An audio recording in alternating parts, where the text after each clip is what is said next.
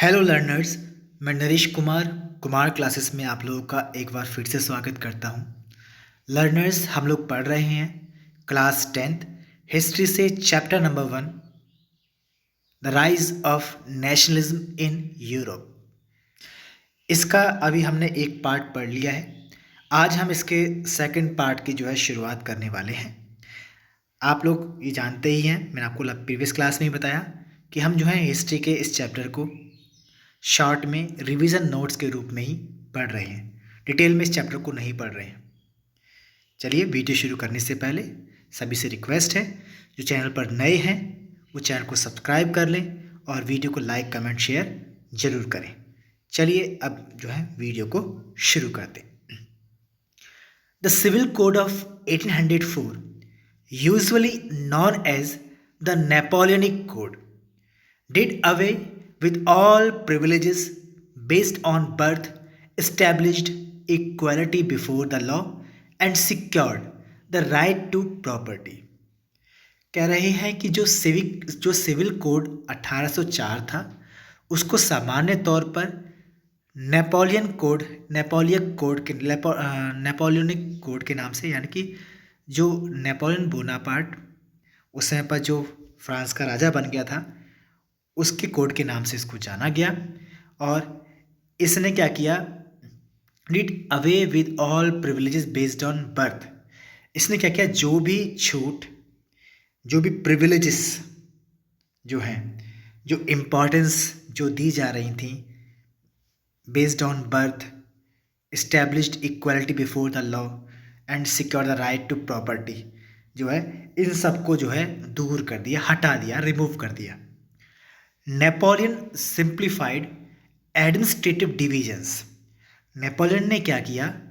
जो भी administrative divisions थे, जो भी प्रशासनिक विभाजन थे, विभाग थे, ठीक है, उनको बहुत ज़्यादा सिंप्लीफाई, बहुत ज़्यादा ईजी कर दिया, सरल कर दिया। Abolished the feudal system. इसने क्या किया? जो सामंती व्यवस्था थी, फ्यूडल सिस्टम, सामंती व्यवस्था क्या होता है? इसमें जो बड़े बड़े लैंड ऑनर्स होते हैं, लैंड होल्डर्स होते हैं, वो क्या करते हैं? अपने इन लैंड्स को, जो स्मॉल फार्मर्स हैं, जिनके पास ज़मीनें नहीं हैं, लैंडलेस फार्मर्स हैं, उनको ये अपनी लैंड्स दे देते थे। बदले में उनसे उनकी लॉयल्टी, उनकी सर्विसेज उनसे लिया करते थे, और क्रॉप्स का जो मैक्सिमम पार्ट था वो उनसे ले लिया करते थे अपनी लैंड की वजह से। तो ये जो व्यवस्था थी, ये जो सिस्टम था, इसी को ही फ्यूडल सिस्टम कहा था। इसको सामंती व्यवस्था कहते हैं, सामंतवाद जिसको हिंदी में कहा जाता है। इसको नेपोलियन ने पूरी तरह से ख़त्म कर दिया। And freed peasants from serfdom and manorial dues. और इसने क्या किया? नेपोलियन ने जितने भी पीजेंट्स थे, जितने भी छोटे मोटे किसान थे जो दूसरे खेतों में काम किया करते थे, सामंतों के यहाँ पर जो काम किया करते थे, सामंतों के खेतों में जो काम किया करते थे, उन सबको इस सर्वडम यानी कि गुलामी से आज़ाद कर दिया। और जितने भी राजा के ड्यूज थे, मैनोरियल ड्यूज, जितने भी राजा के जो ड्यूज थे, उनको भी उसने माफ़ कर दिया। Transport and communication systems were improved. उस समय पर जो यातायात और जो दूर संचार के माध्यम थे, उन सभी को इम्प्रूव किया गया, उनमें सुधार किया गया।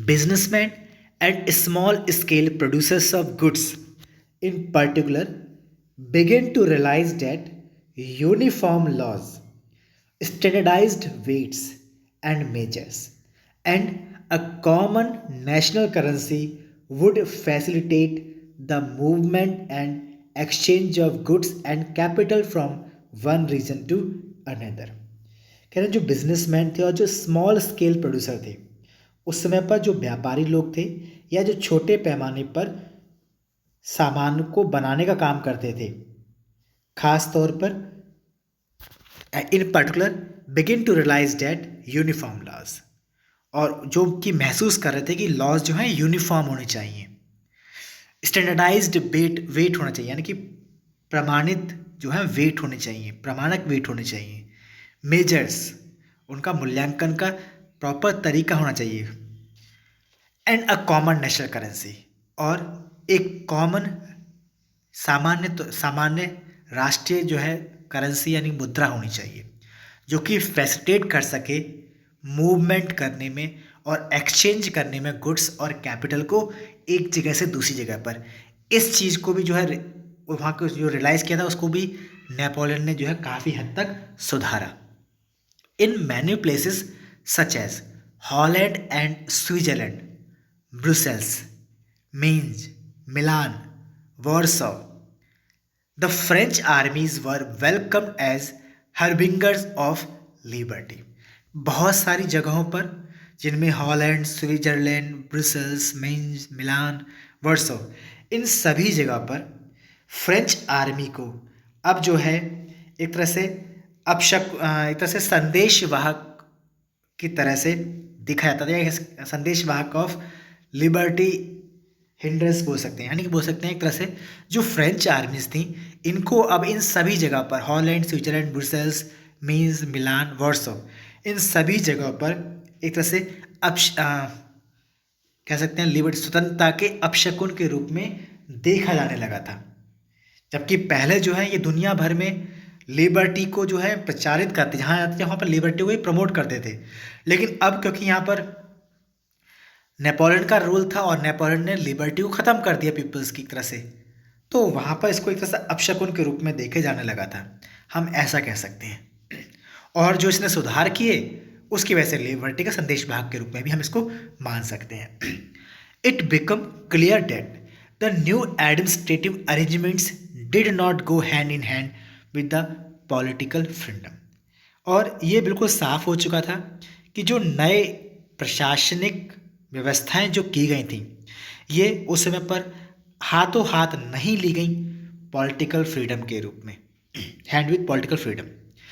इंक्रीज टैक्सेशन, जो वहाँ पर टैक्स जो बढ़ गए थे, सेंसरशिप जो रोक टोक हो रही थी।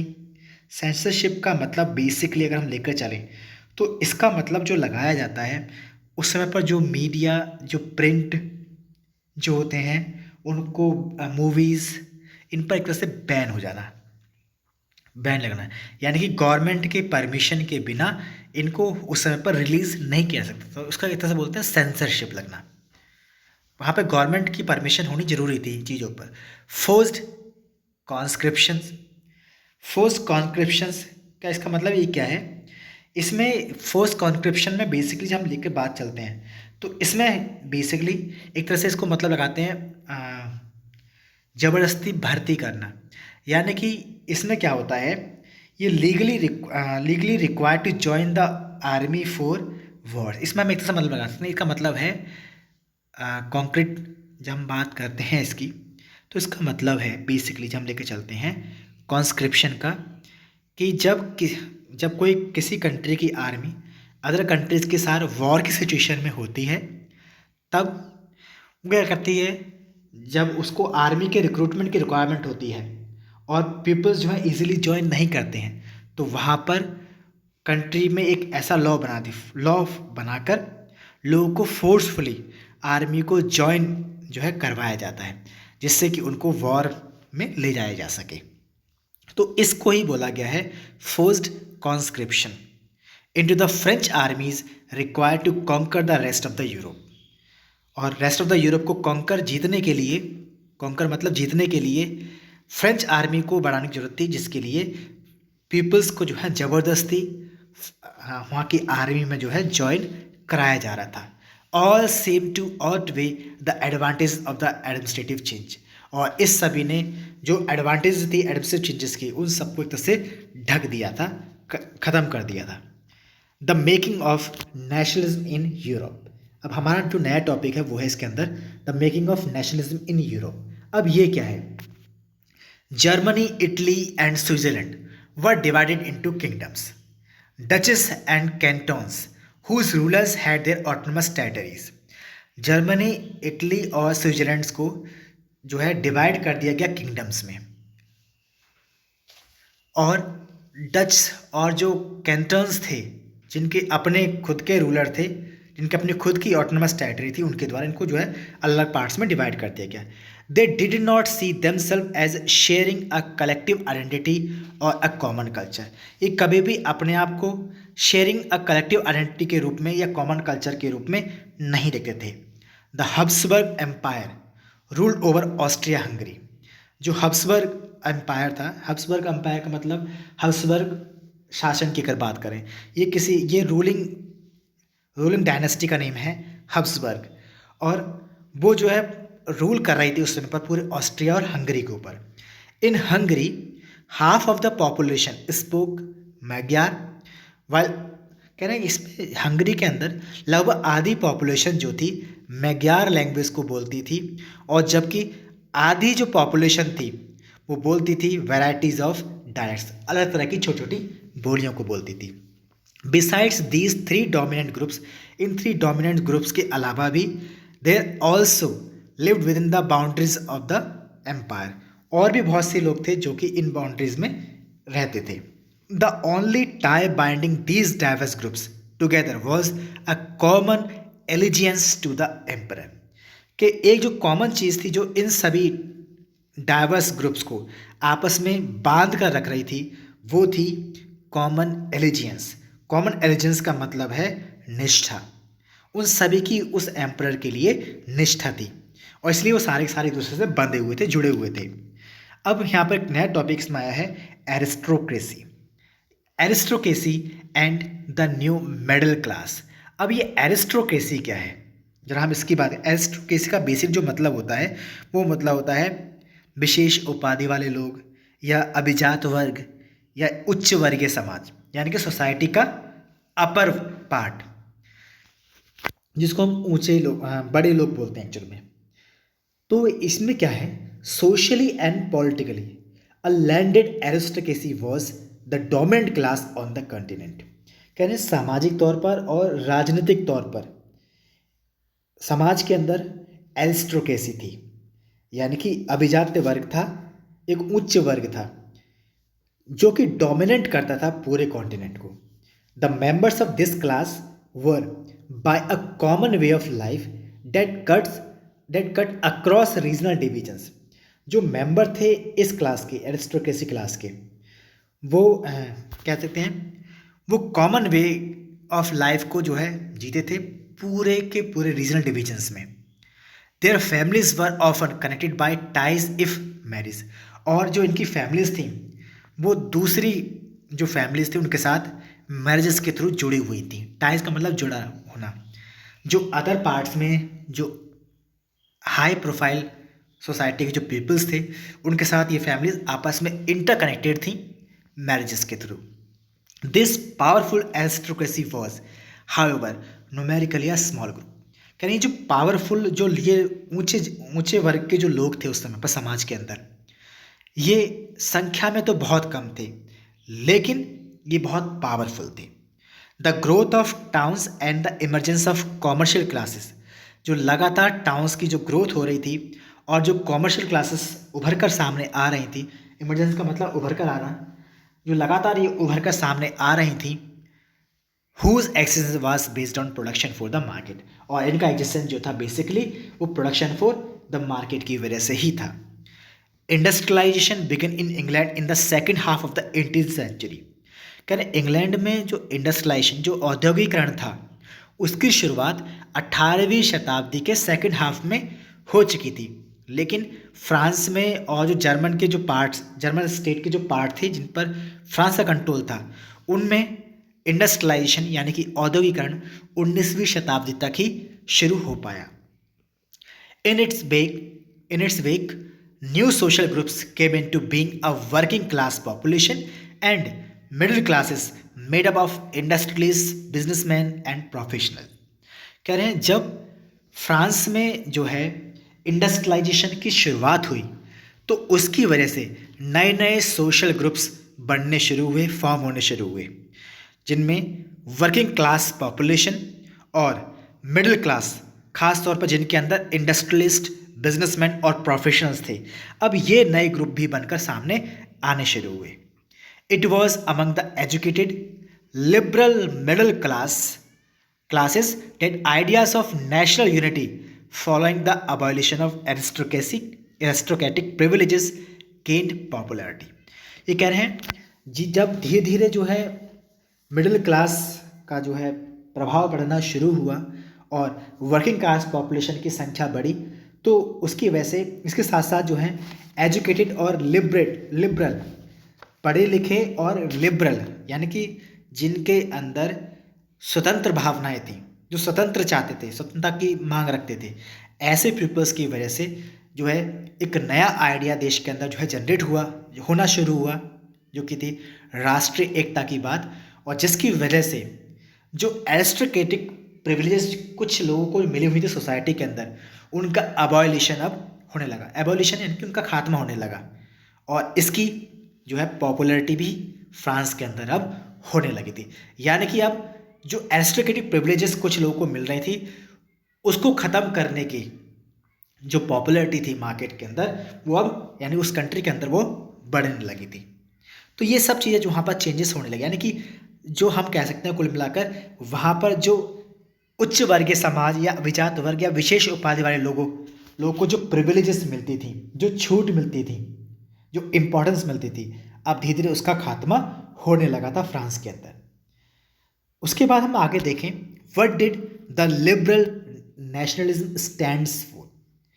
जो लिबरल नेशनलिज्म है, जो लिबरल नेशनलिस्ट थे, वो किस चीज़ के लिए स्टैंड कर रहे थे, अब हम इसके बारे में पढ़ेंगे। In the early 19th century, Europe were closely allied to the ideology of liberalism. खैर 19वीं शताब्दी के शुरुआत में यूरोप जो था क्लोजली जुड़ा हुआ था आइडियोलॉजी ऑफ लिबरलिज्म। किससे? स्वतंत्रता के विचारों के साथ जुड़ा हुआ था closely. The term liberalism derives from the Latin root liber meaning free. कहते जो लिबरलिज्म जो वर्ड है ये लैटिन भाषा के लीवर वर्ड से बना है, जिसका मतलब होता है free. Liberalism stood for freedom for the individual and equality of all before the law. Liberalism जो वर्ड है ये स्टैंड करता है फ्रीडम के लिए, किसकी? इंडिविजुअल्स की, और equality of all before the law, कानून के सामने सबकी बराबरी को लेके चलता है, समता की बात करता है। It emphasised the concept of government by consent. ये फोकस करता है, ये इस बात पर ज़्यादा ध्यान देता है कि गवर्नमेंट जो होनी चाहिए वो बाय कंसेंट होनी चाहिए, लोगों की सहमति से गवर्नमेंट होनी चाहिए।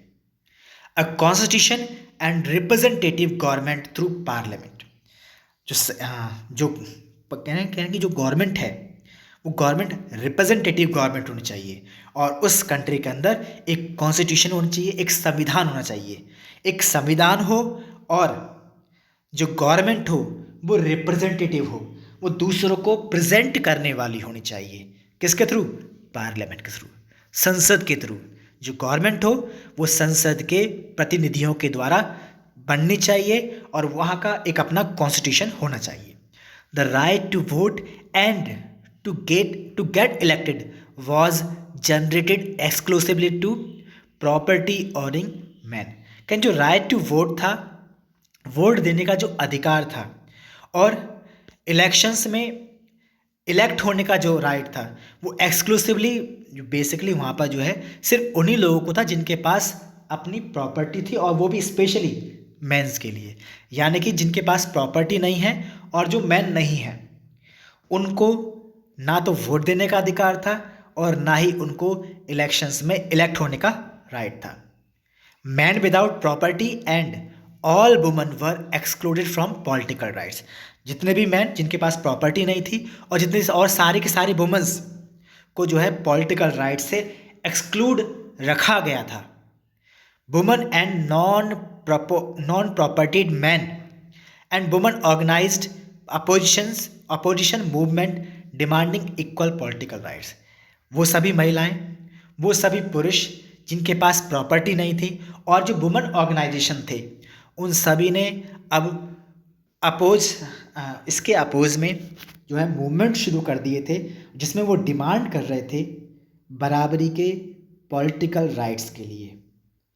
इक्वल पॉलिटिकल राइट्स, बराबर के राजनीतिक अधिकारों के लिए जो है अब ये लोग मूवमेंट चला रहे थे, ये लोग संघर्ष कर रहे थे, आंदोलन कर रहे थे कि इनको भी जो है वोटिंग राइट होना चाहिए, इनको भी जो है इलेक्शंस में पार्टिसिपेट करने का राइट होना चाहिए, इलेक्शन में इलेक्ट होने का राइट होना चाहिए। The abolition of state impose restrictions on the movement of goods and capital, उस समय पर जो स्टेट इम्पोज रिस्ट्रिक्शंस थे on movement of goods and capital, इनके ऊपर से रिस्ट्रिक्शंस हटा ली गई, उनको अबॉलिश्ड कर दिया गया। The merchant travelling in 1833 from Hamburg to Nuremberg to sell his goods would have, खैर उस समय पर जो एक व्यापारी था जो कि ट्रैवल कर रहा था 1833 में हमबर्ग से लेकर नोरेम्बर्ग तक, वो अपने गुड्स को बेच रहा था to pass through 11 custom barriers and pay a custom duty of about 5% at each one of them. 1833 में अगर कोई व्यापारी हमबर्ग से लेकर नोरेम्बर्ग तक अपनी कोई किसी सामान को बेचने जाता था तो उसे लगभग 11 कस्टम बैरियर्स से होकर निकलना पड़ता है। 11 जगह थी जहाँ पर चुंगियाँ थी, कस्टम्स जहाँ पर जो है शुल्क दिया पे किया जाता है, चुंगी दी जाती है। आप जगह जगह पर बैरियर देखो, जब आप रास्ते में जाते हैं तो आपने जगह जगह पर टोल्स देखे होंगे, तो ऐसे ही टोल्स जो हैं उस समय पर लगे थे, लगभग 11 टोल्स थे उस समय पर, जहाँ पर हर एक टोल पर कस्टम ड्यूटी के रूप में 5% देना होता था। अब लगा लीजिए 11 × 5 55% तो उसने टैक्स दे दिया उसने अपनी गुड्स। मान लीजिए वो हमबर्ग से कोई गुड लेकर चला जिसकी कीमत 100 रुपये थी, और जब वो नोरेम्बर्ग तक पहुंचा था उसकी कीमत 55% बढ़ गई, यानी कि 155 रुपये हो गई, यानी उसको 155 का पड़ा। अब लगा लीजिए वो कितने बार बेचेगा, यानी कि उससे जो भी गुड्स होती थी वो महंगी हो जाती थी।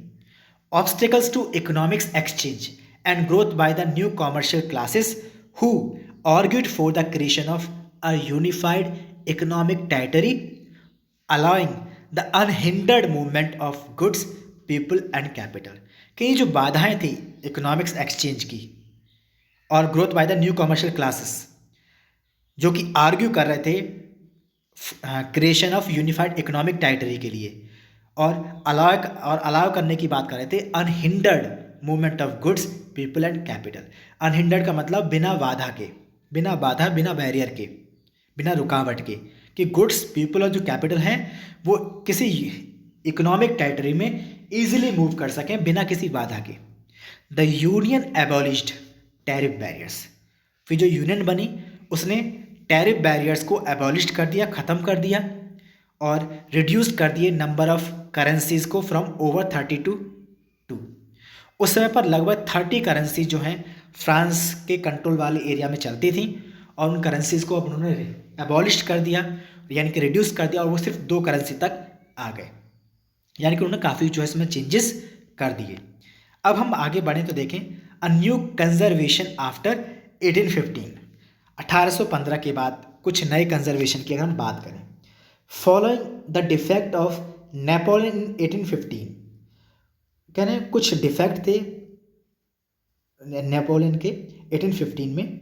European government were driven by a spirit of conservatism, जो यूरोपियन गवर्नमेंट्स थी वो काफ़ी हद तक प्रभावित थी स्पिरिट ऑफ कंजर्वेटिज्म से, यानी कि रूढ़िवादिता की भावना से, ट्रेडिशंस एंड कस्टम्स से, जो परंपराएं थी उनकी, जो उनके तौर तरीके थे, रीति रिवाज थे, उनसे उस समय की जो गवर्नमेंट थी वो बहुत ज़्यादा प्रभावित थी। यूरोपियन गवर्नमेंट जो थी मोस्ट कंजर्वेटिव, उस समय के अधिकतर जो रूढ़िवादी लोग थे, however did not propose a return to the society of pre-revolutionary days, वो हालांकि जो है रिवॉल्यूशन से पहले के समय की सोसाइटी जो थी उस समय में जाना नहीं चाहते थे, लेकिन वो उन तौर तरीकों को छोड़ने के लिए भी तैयार नहीं थे। That modernization could in fact strengthen the traditional institutions like the monarchy, क्या जो मॉडर्नाइजेशन है उसने काफ़ी जो ट्रेडिशनल इंस्टीट्यूशन जैसे कि मोनार्की थे उसको काफ़ी मजबूती दी थी।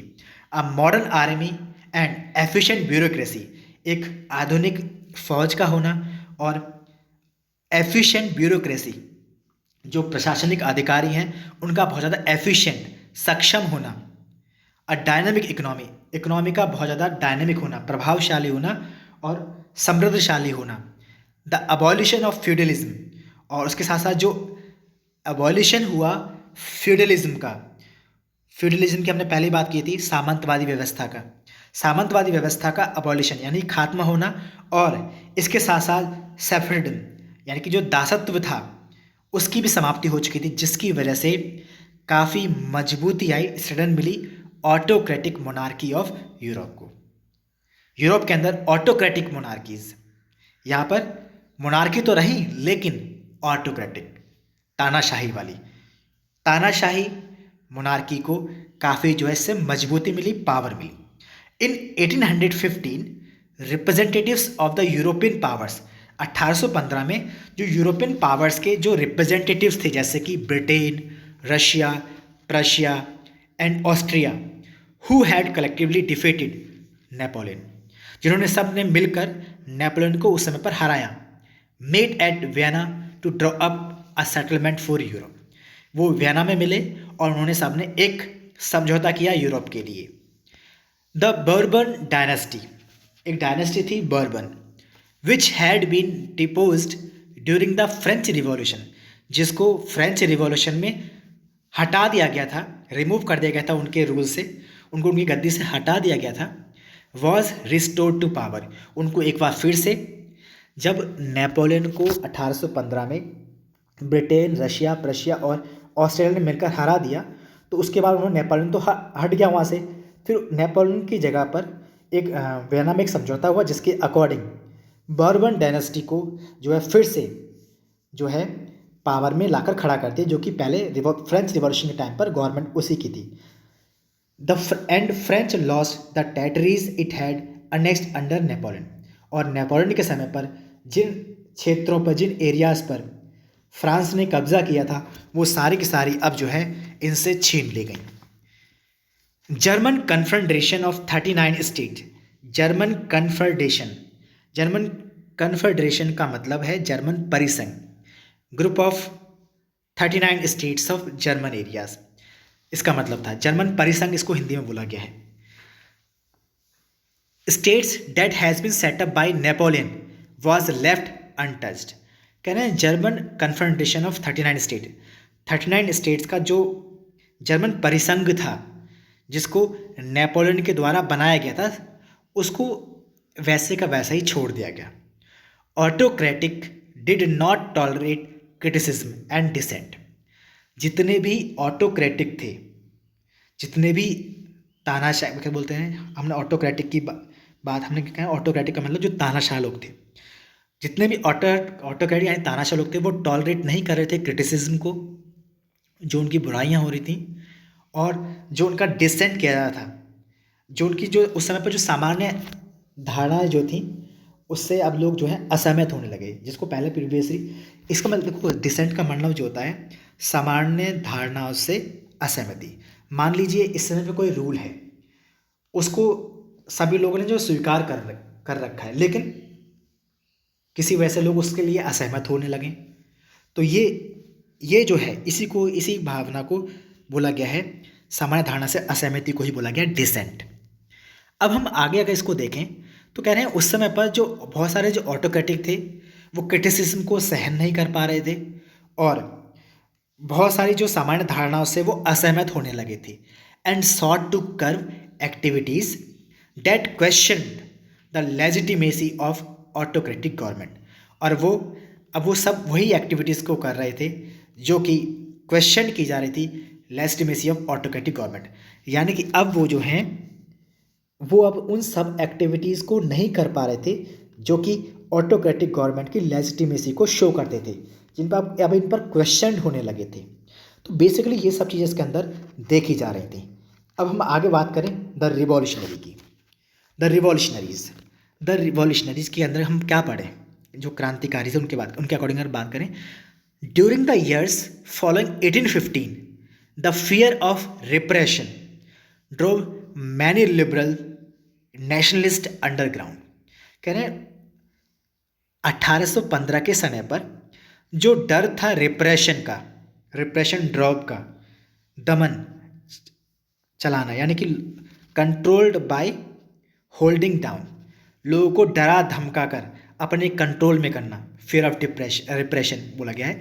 मैनी लिबरल नेशनलिस्ट अंडरग्राउंड, उस समय पर जो बहुत सारे उदारवादी जो राष्ट्रवादी लोग थे, उदार राष्ट्रवादी लोग थे, वो अंडरग्राउंड हो गए, यानी कि छुप गए। Revolutionary at this time meant a commitment to oppose monarchical forms and to fight for liberty and freedom.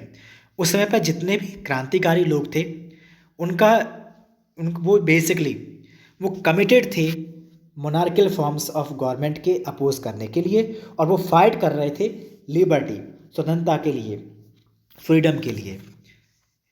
ऐसी एक और नाम है इन पे, जोसेपे मैत्सिनी, बॉर्न इन जेनोवा इन 1807। जोसेपे मैत्सिनी जो कि एक इटालियन पॉलिटिशियन थे, और इन्होंने जो है इटली को यूनिफाइड किया था। इनका जन्म जो था 1807 में जेनुआ में हुआ, and he become a member of the secret society of the Carbonari, और ये मेंबर बने secret society of the Carbonari के। He was sent into exile in 1831 for attempting a revolution in Liguria में हुए एक revolution के लिए इनको 1831 में एक्सिल कर दिया गया, यानी कि जेल में भेज दिया गया। Mazzini believed that God had intended nations to be the natural units of mankind. Secret societies were set up in Germany, France, Switzerland and Poland. Mazzini का ये विश्वास था कि भगवान इंटेंडेड है नेशंस के लिए, जो कि नेचुरल यूनिट्स ऑफ मैनकाइंड है। यानी हम कुल मिलाकर कह सकते हैं कि उनका ये मानना था, उनका ये विश्वास था कि ईश्वर ने जो नेशंस बनाए हैं वो एक तरह से ह्यूमन की, यानी कि मैनकाइंड की, मनुष्यता की नेचुरल यूनिट्स हैं, जो कि अलग अलग जगह पर रहती हैं। सीक्रेट सोसाइटीज जो उस समय पर जगह जगह पर फॉर्म हो रही थी, जिनमें जर्मनी, फ्रांस, स्विट्जरलैंड और पोलैंड थे। Metternich described him as the most dangerous enemy of our social order.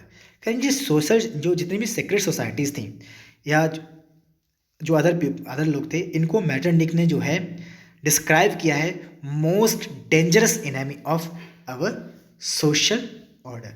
हमारे जो सामाजिक आधार हैं उनमें सबसे खतरनाक दुश्मन के रूप में जो है इसको डिस्क्राइब किया गया है मैटरनिक के द्वारा। आज की वीडियो में सिर्फ इतना ही। अब हम मिलेंगे नेक्स्ट वीडियो के साथ। आई होप आप लोगों ने काफ़ी कुछ सीखा होगा इसमें, आप लोगों ने बहुत कुछ इसमें नया जाना है। वीडियो को लाइक, कमेंट, शेयर जरूर करें, और जो लोग चैनल पर नए हैं, जो कि इस चैनल पर फर्स्ट टाइम आए हैं, वो चैनल को सब्सक्राइब जरूर कर लें। Thank you.